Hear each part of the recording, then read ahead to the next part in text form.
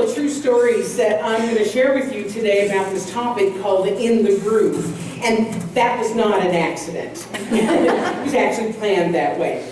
I just love it when the universe provides me and supports me with real-life experiences that support my talks. It feels like I really am in the groove when that happens. So the first story happened a couple of weeks ago when I went to the Friday night community drum circle in Inglewood. How many of you go to that? It's so awesome. Yeah. It's so awesome. I don't go as often as I would like, but when I do, I love it because I love seeing people of all different kinds of cultures and all different kinds of ages coming together to do spiritual practice. Now, they may not know they're doing spiritual practice. They just think they're drumming and having fun and relieving stress, right? But it's spiritual practice. So normally the drumming circle is led either by a young man named Julian or by a young woman named Jamie who's here. Hi, Jamie.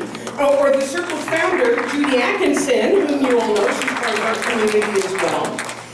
But on this particular night when I was there, I'm going to say it was about a month ago, there were a couple of new leaders who had just completed drum circle leadership training. And from what I could tell, they were great drummers. They were really, really good drummers. And what they were learning how to do was to channel their skill, to channel their talent into being great drum circle leaders, because that's a skill in itself that has nothing necessarily to do with being great drummers, right? So these guys who were leading the group, and they're leading their particular drum session, and they're excited, and they're on fire, and they had a tendency to go kind of fast and furious, you know? Which is fun, and it's exciting, but there's more to drumming. At least in this group, there's more to drumming than just going all out, no holds barred.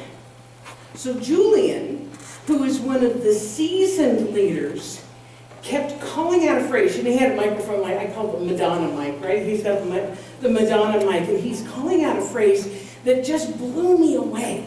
In fact, when I heard it, you know me, I immediately thought, that is going to make the best talk, because I'm always doing this. So here's the drumming, and it's just going fast and furious, and people are just drumming away. And Julian kept repeating the phrase, don't forget about the groove. Don't forget about the groove. Don't forget about the groove.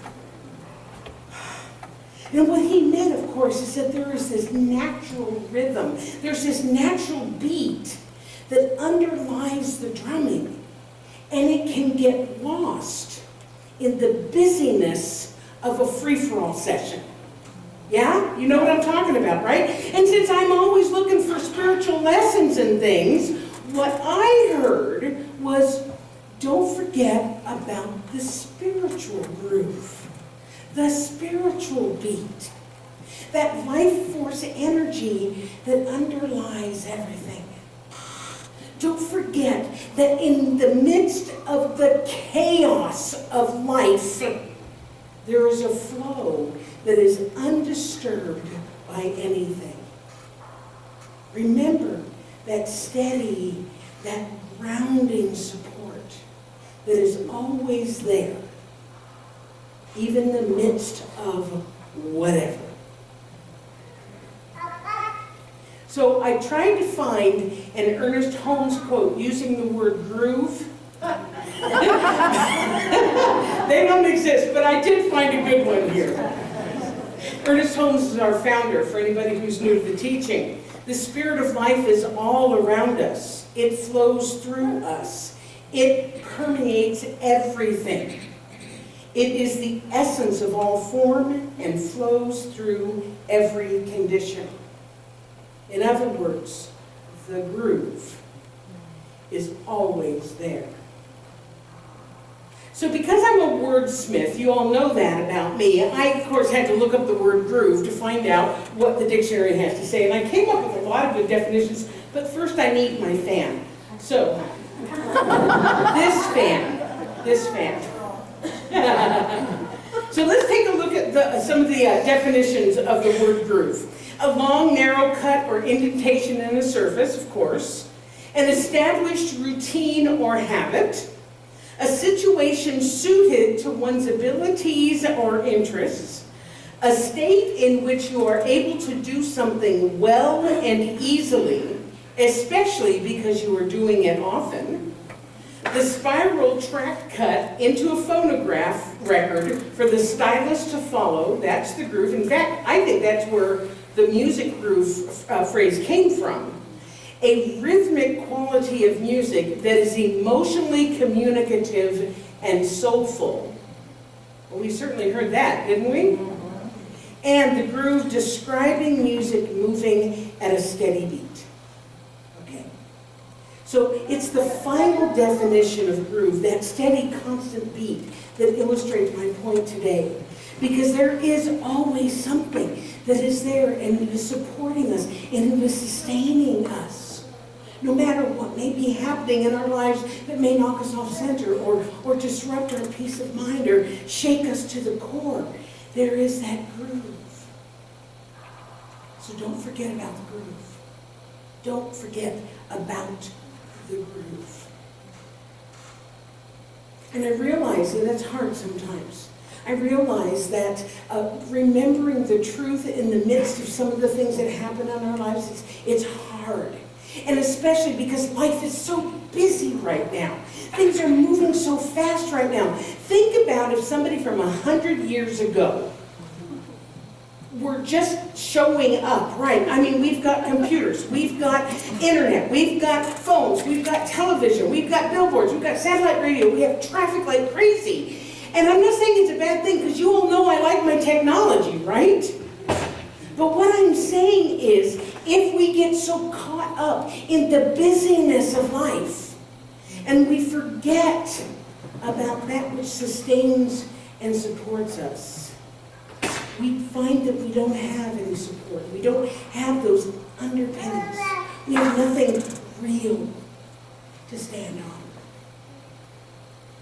When that happens, we can feel lost and afraid and alone, even in the midst of all that activity and all that information. So I found for myself that if I take the time every day, and then, yes, I'm talking about meditation, but I'm talking about if you don't have time for meditation, or if you don't think you have time for meditation. The thing about meditation is, even though you think you don't have time for meditation, if you think you don't, you don't. But if you do meditation, you find that you have more time than you ever thought, even though you took that 20 minutes out to do meditation.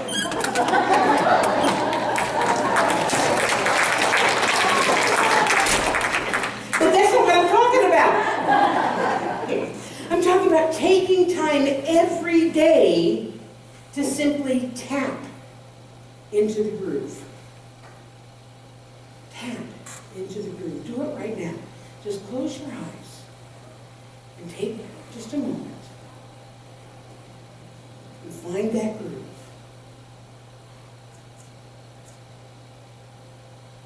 And say, there it is.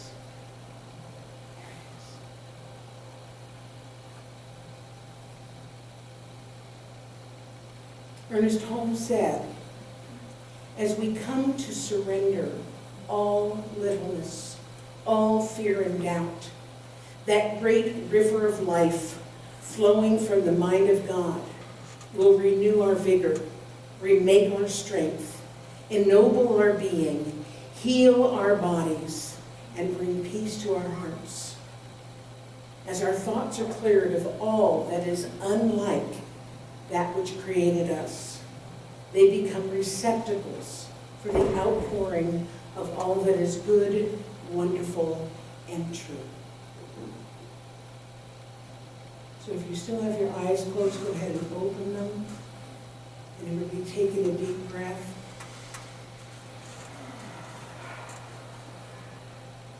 Because the more we can do that on as regular a basis as possible, the more we come to rely on it at all times. We know that we can rely on it, especially when life seems chaotic or out of control.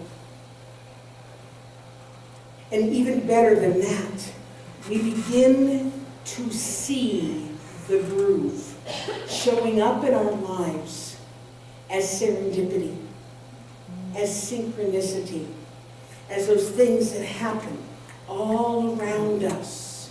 When we take the time, we develop the eyes to see. Does that make sense? You understand what I'm saying? When we take the time, we develop the eyes to see the serendipity, the groove, the synchronicity that is everywhere, because we live in this beautifully complementary universe that is always working in harmony with itself.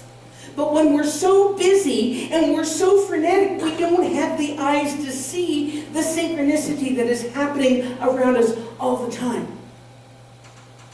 And that's why it's so crucial, particularly in today's world, to take the time to remember the groove, to tap in, to commune with the one, with the divine. I had a colleague, I actually never met her. Her name was Helen Street, years ago. And she used to call the divine or God, the big sweetie. Isn't that cool? Take the time to tap in and hang out with the big sweetie. I like it. Catherine Woodward Thomas, who wrote the book Calling in the One, that many of us are doing a class on this summer, had this to say about synchronicity. She said, synchronicity, a kind of happenstance in life that reveals a deep and pervasive connectedness, permeates the life that is in harmony with this inner wellspring of love. In other words, when we are in harmony with the groove, we begin to see how often life works together on our behalf. So I'm going to tell you now my second story, which just happened this week. And in case you think after this that I'm making this up, I swear to God, this is the God's honest truth. Okay. So last Sunday, Amy, our regular soloist, told me that she wasn't going to be here this week. And I'm always a little disappointed when Amy isn't here, because we work well together. We've got a kind of a groove thing going on, you know? But she said that Oliver was going to fill in as soloist, and I'm cool with that because we got a little groove thing going on too, right? But little did I know how groovy it really was. So I had decided, I had this idea for this talk, right? In the groove, don't forget about the groove. I had this in my mind for a while, right? So when I found out that Oliver was going to be our musician for today, I figured it was time to pull that topic out. You know, I've got a long list of ideas, right? So now normally, when there's going to be a soloist, I email them several days beforehand, let them know what the topic is going to be so they can find songs and lyrics that complement the talk.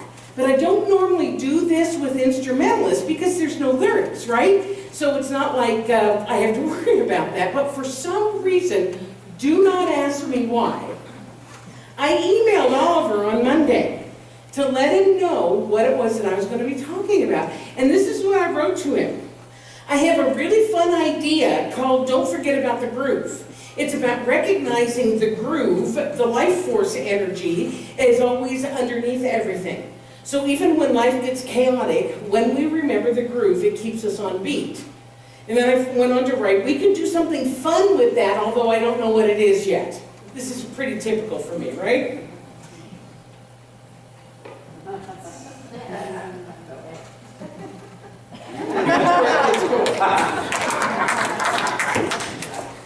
He writes back to me immediately and he says, I love it. He said, did you know that the word groove in Spanish is compás? Com, C-O-M, means to come with, and pas means peace, to come together in peace. In fact, he says, my next album is based on that idea.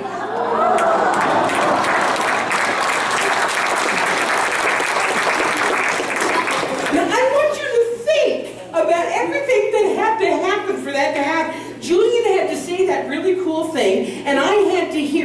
and Amy had to take the Sunday off, and I had to email Oliver, which I never do, and Oliver already having this idea for an album based on groove, meaning compass, meaning peace. You cannot make this stuff up.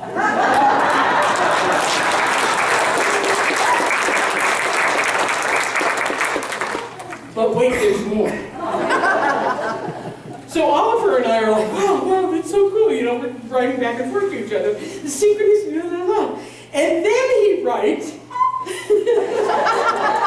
in fact, I'm just now writing a grant proposal about the words groove compass and why it's important. He said, it's like we connected at just the exact same moment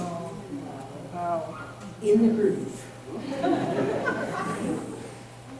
So then he shared with me what he wrote in his grant proposal.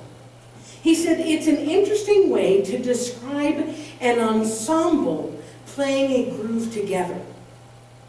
I want to repeat that. It's an interesting way to describe an ensemble playing a groove together.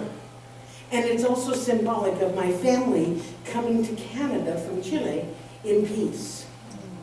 He said the word compass in English, this is what he's writing in his grant proposal. He said the word compass in English is intriguing too, as it tells where north, south, east, and west are. That's where the world fusion on my album comes in. I would like to explore all kinds of worldly rhythms, no matter where they come from. The grooves just have to feel good. OMG!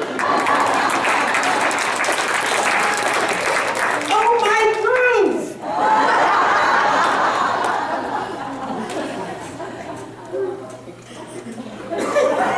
Still blows me away.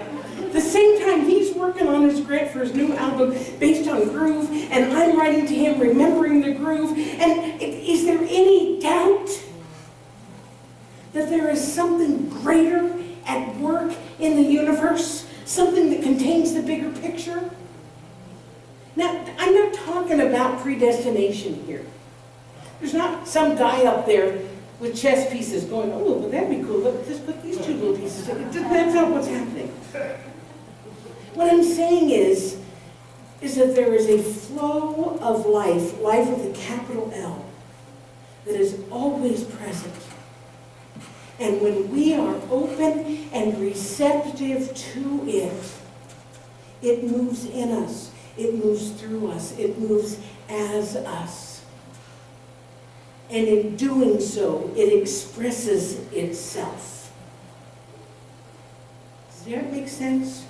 When we are open, it's expressing itself through us. Because that flow is always there. It doesn't go away. But in order for it to be fully utilized, in order for it to be experienced, it has to have something or someone to experience it through. So when we allow ourselves to be in the groove, as you're going to witness again here in a moment with our musicians, the creativity of the universe is unleashed. But you don't have to be a musician to be in the groove. If you recall, one of the definitions that I used for groove was a state in which you are able to do something well and easily, especially because you are doing it often. So that means anything that you do well, anything that you do joyful or blissfully or easily or happily, whether it be gardening or teaching or cooking or playing or dancing or riding or biking or writing music or traveling or woodworking or drumming, just remember the groove, tap into it regularly, and let it have its way with you. Are you ready to hear some more groovy music? I thought maybe you would. Yeah.